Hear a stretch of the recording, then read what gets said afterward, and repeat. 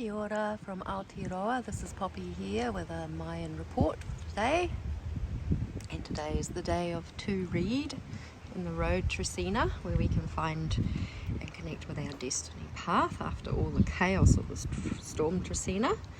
And we're in the DAYWAVE 9 Deer, which is really returning back to nature and the use of cosmic energy as our new healing pattern, giving up the old healing patterns which haven't been all that effective.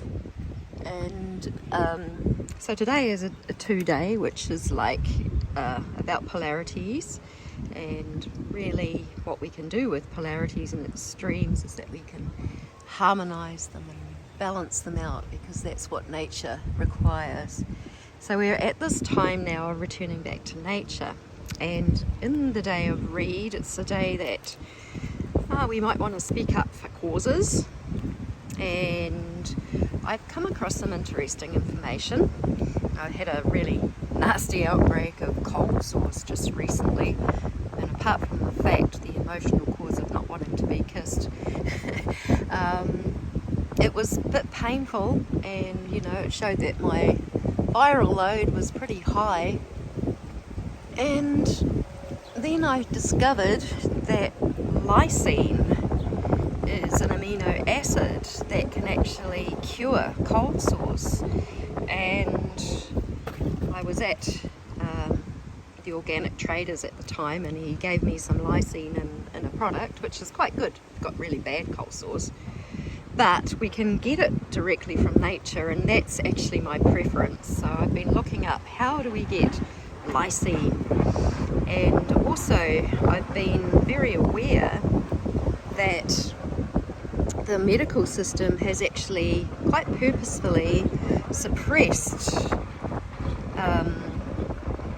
healing for viral loads, for heavy viral loads. So in 2018 I was hospitalized with a whole bunch of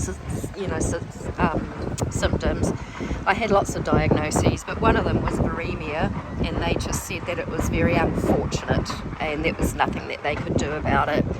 I had shingles that year. I got everything that was going, and I was extremely sick. I was in bed for most of the year. So if I'd known about lysine, that could have helped my situation quite a lot. But because I wasn't as well aware back then, I didn't. So anyway, I've just discovered about lysine. It's something the body doesn't make, so we need to get it through food, and it has a relationship with arginine. There's a balance. So often people have foods that are high in arginine and not as high in lysine, but we need to have foods that are higher in lysine and less in arginine, so that we can actually be really well equipped to handle viral loads and COVID. So you can actually see why the medical profession has suppressed this information when they've had an agenda with a virus, and that they've wanted to really genetically modify people as their remedy and their answer to continue enslavement on the planet, really. I mean, that's how I see it. And yeah, so I'm going to put a couple of links to 2 articles that I think are pretty good, backed up with research about how we can get lysine. And it's really good, especially when we're going to be around shedding, because shedding happens with viruses. So if people get injected with viruses, they often shed them, and that can actually cause the virus to replicate and move around, especially if we've got a low immunity. So it's really important for us to build our immunity. Colloidal silver is also excellent. Colloidal silver, I drink from a copper receptacle as well. These are antibacterial and antifungal. And of course zinc and vitamin C and other ways of getting our oxygen. Just spending time without masks in nature. I really love this tree. This tree is really special to me. We hang out together quite a bit. Yeah, it's really awesome.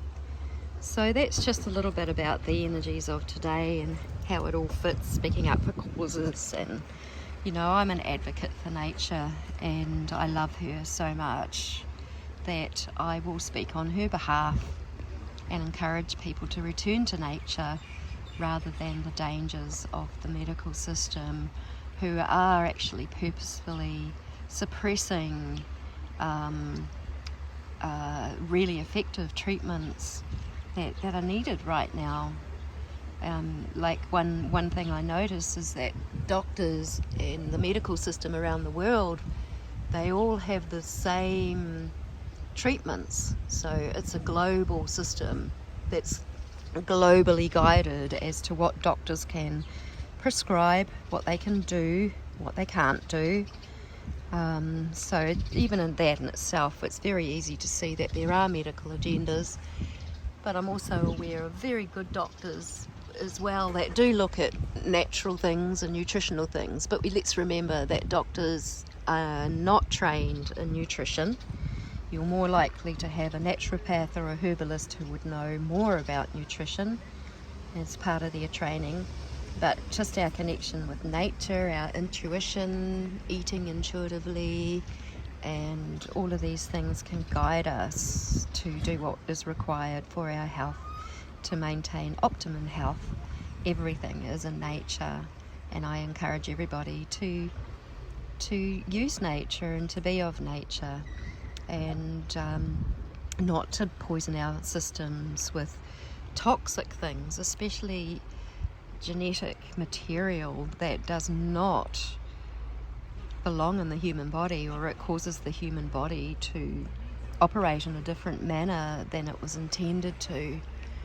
Yeah, so blessings upon you, blessings upon your health, and this beautiful, beautiful tree. This is a Puhutakawa tree. It flowers with amazing, beautiful red flowers. There's a little bit left over. It makes beautiful red carpets to walk upon. And it flowers around about late November, December on a typical year. These days everything is a little bit different. Yeah, so this is a beautiful tree that I love very dearly, a source of nature, a tree of life. Blessings.